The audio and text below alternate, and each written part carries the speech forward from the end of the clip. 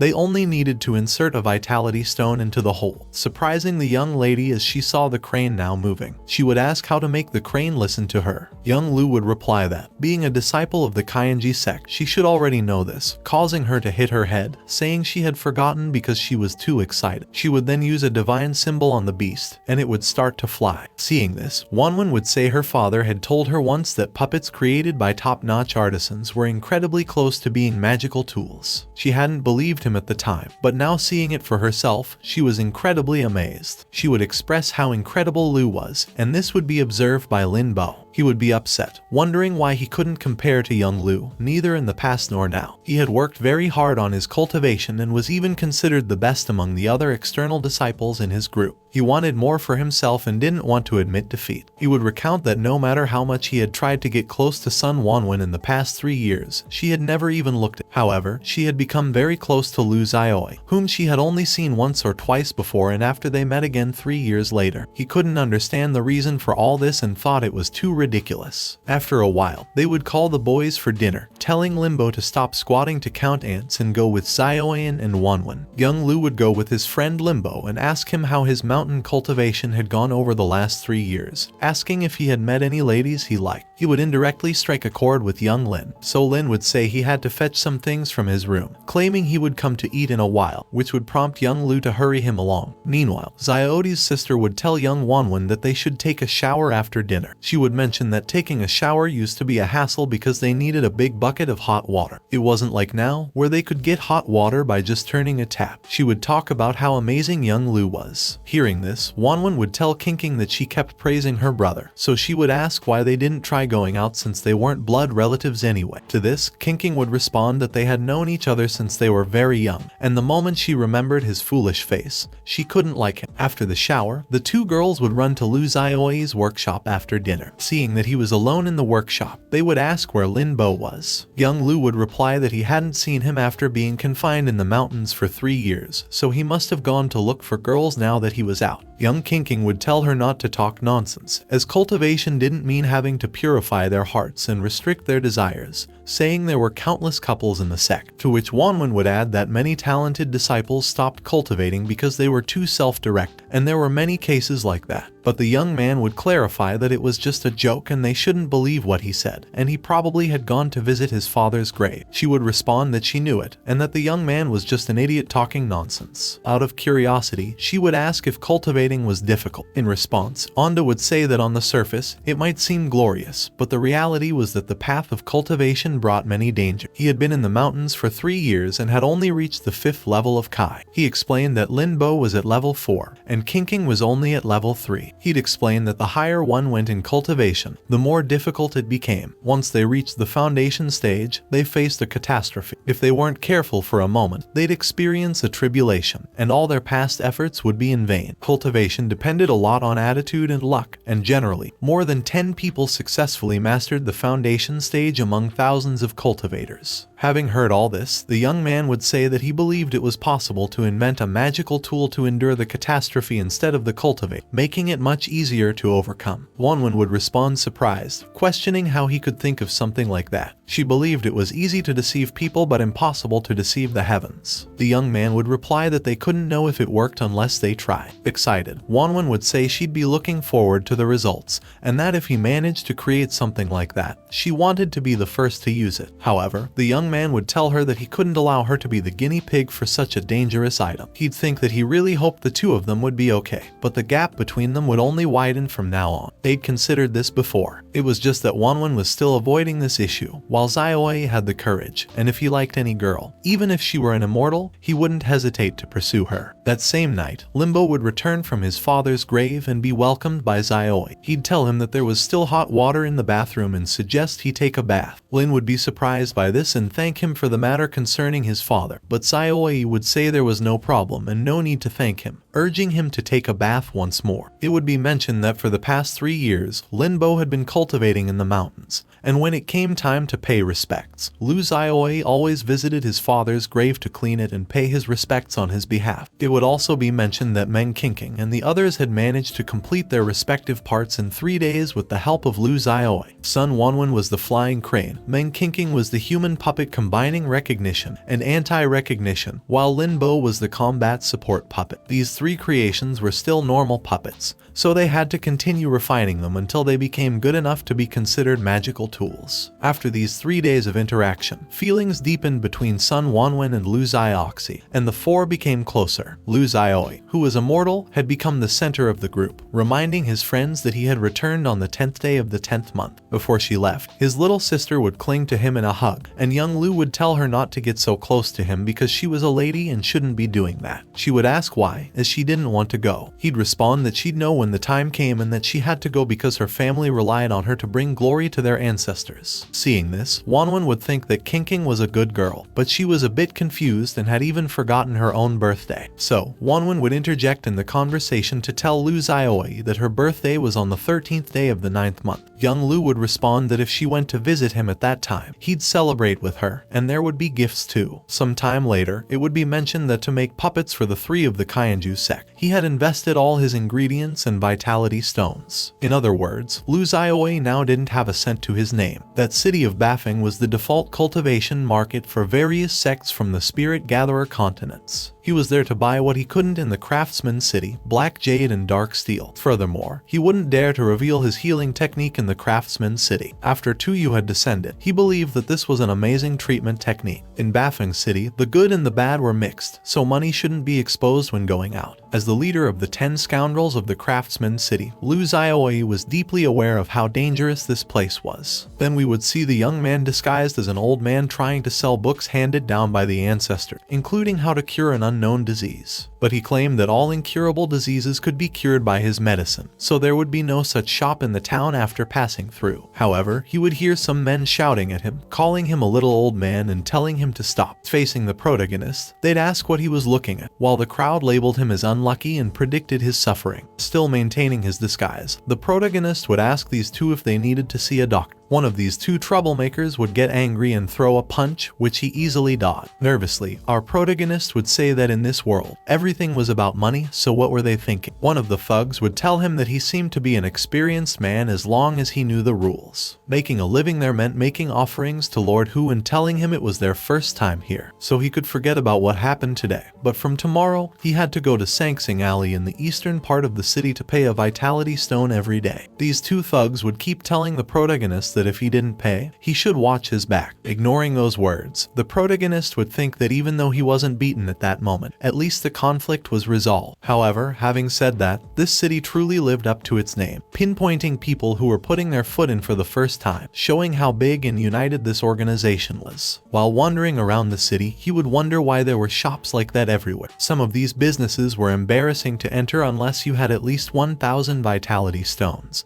and it was more a question of whether you could get out of the store, as he still wasn't familiar with the place. But then, an adult man would approach the protagonist and ask if he needed help. The protagonist would think that he had appeared just when he needed him, and what he needed was a lackey to run errands. While this person asked the protagonist if he needed help with anything, the protagonist would notice that this person seemed like a simple and honest guy, as he nervously rubbed his hands against his shirt. So, he seemed like an honest person, unlike the other shifty-looking individuals. However, when he observed him more closely, he would wonder why people were laughing, as something must be going on. Looking into the eyes of this person who had approached him, he would wonder why his eyes were scanning him everywhere. Then, he'd realize he had forgotten about his shoes since they were magical tools. He mentioned they were a gift from Linbo, and although they were basic level magical tools, they saved energy and could bear up to double the usual weight. He could easily sell them for 50 vitality stones on the black market. With a smile on his face, the protagonist would say that he was just looking for a place to stay and didn't need any luxury. Just a place on this side of the city would be fine. And this individual would then tell him he had a nice place for him, and why didn't he follow him to take a look. So, a while later, the protagonist and this individual were walking down an alley, and he would say that right across from the alley was the place where the protagonist could stay. With a friendly smile, this person would ask the doctor if he could spare some money to run errands, as his speech was clumsy, so he could give whatever he saw fit. The protagonist would tell him to call him Dr. Liu in the future and ask this person for his name. This person would say his name was Liu Kai because due to his dark skin, people had given him the nickname Liu Hai Kai, with a shadowy look as if the protagonist had taken the bait. Calmly, the protagonist would tell him to lead the way, and if he found a suitable place, he would naturally pay him well. But then, this person would abruptly stop and, with a sly smile, would tell the protagonist that who cared, since all the money he had was going to be his, and the protagonist would give the order to attack him. So, two individuals waiting at the entrance of the alley would enter, but then everyone would be surprised to see that the protagonist had disappeared, wondering if he wasn't behind him just a few minutes ago and how he could have vanished in the blink of an eye. The protagonist would think that was a waste, as that invisibility amulet was worth 50 vitality stones, making his heart ache. The object the protagonist had brought to the alley would examine some dust on the ground, saying not to panic. Analyzing the dust, he would say the boy was using the invisibility spell, and since he didn't expect him to be so rich. But once that spell was used, he couldn't move, so he couldn't escape. Taking care of a bag in his clothes, the protagonist would think that if he didn't take care of them all, it would be a great loss to him, so he would throw a strange ball to the ground, and reappearing in front of them, he would tell them not to come closer or he would scream. But they would mock him, saying he had suddenly weakened and could shout all he wanted because no one was going to save him, although he left shouting. And they would ask him if he wasn't rich enough and why he was trying to use the invisibility spell again. Laughing, they would say that once they were done with the protagonist, they wouldn't have to worry about anything ever again. But then, behind the protagonist, a puppet would start to appear, which was the puppet dog from the Kainji sect. With a smug smile, the protagonist would ask them if they were trying to scam him because when it came to scamming others, he was too clumsy for that. Finally, after a short silence, these three thugs would kneel down and ask the Great Lord to please forgive them. With a malicious look, the protagonist would ask them how he could let them go so easily. Since he was so skilled at what he did, he must have committed his fair share of wrongdoings, so he would begin to think about how to torment them. Then we would hear a child saying that these three people were funny, to which his mother would proceed to cover his eyes, telling him not to look, while another person would ask which family these three boys were from, saying they were perverts. Then we would see these three thugs naked with strange drawings all over their bodies. These three poor souls exited the small alley naked with these drawings, and shortly after, the street was filled with onlookers pointing at. A while later, the three finally put on their clothes in a corner and fled in embarrassment, while others laughed. But Liu Haiki returned returned to the alley once more because he didn't dare to leave, and even without, equally, his crimes, he couldn't imagine what would happen to him in the future for offending someone like him. Then the protagonist would give him a bag, saying that was his payment to run errands. He would tell him to find a place for him to stay before it got dark, clarifying that only a quiet place along the city's side would do, but it couldn't be too bad, and if he didn't do that, he already knew the consequences. So Liu would tell him he would take him there right away and assured him he would be satisfied. The protagonist would then tell him that concerning what had happened that day, if he dared to say a single word about it, his whole family was doomed, to which the person would joke that saying a word could cause him to be struck by lightning. Finally, Liu had taken him to a house in an area occupied by the poor, so it wasn't easy to find a quiet place like this. The protagonist would think it wasn't bad, and indeed, staying in a place like that wouldn't draw attention, so it was much safer. However, it was only a temporary retreat, since if he wanted to gather enough money there, he still had to do it by making a name for himself as a miraculous doctor, so he couldn't stay there forever. Then a woman would say to the protagonist if they were looking to see that house, telling her daughter not to make trouble since she needed to take the customer. But this little girl would complain that she was hungry. Upon hearing this, the protagonist would say he would give her a candy and consider it a gift from her older brother. He would remove his fake mustache, revealing his identity to the woman and the girl. He would say he had to dress up as an old man to protect his safety, as that word was too unfair, so he had no choice. The woman would tell the young man she understood what he meant, and she wouldn't tell anyone. And speaking of that, the rent for the house was 1 vitality stone per month. The protagonist would find this price acceptable, and he was quite satisfied with the house. He would then send Liu Heike to buy something as it was dinner time. We would be told that the courtyard was not large, and there were 3 rooms inside the house. The master bedroom was where the couple lived with their daughter, and next to it was the kitchen. On the west side, there was the guest room, which was the same room he had rented. The place wasn't big as a stove, and the bed already occupied half the space. It was also mentioned that the walls were made of adobe and there was a small window. Then we would see Liu arriving, and he would be surprised to see that something was happening in the house. He would be surprised to see how the fierce Master Liu was acting so calmly in front of the girl, the daughter of the landlady, to whom he was telling a story. After finishing it, he would notice that Liu had arrived with food, so he would say it was getting late and they ate together, losing Liu, who said that after working in the lower class for so many years, it was the first time someone had treated him like this. Everyone would be surprised to see that not a word had been said, and Liu sat obediently. The Su family was surprised by this since they all knew what kind of person Liu Heike was. These kids weren't afraid of anything, so they wondered how he became so obedient in front of this young man, which started to make them look at Xiao Yi strangely at that moment. Little Suzu would visit Luki every time she had free time, which initially worried her mother, but no matter how she looked at it, Luki seemed like a kind person, so she wasn't so concerned anymore. Days later, during the morning, the girl would call Dr. Liu, telling him it was breakfast time and asking if he wanted to eat.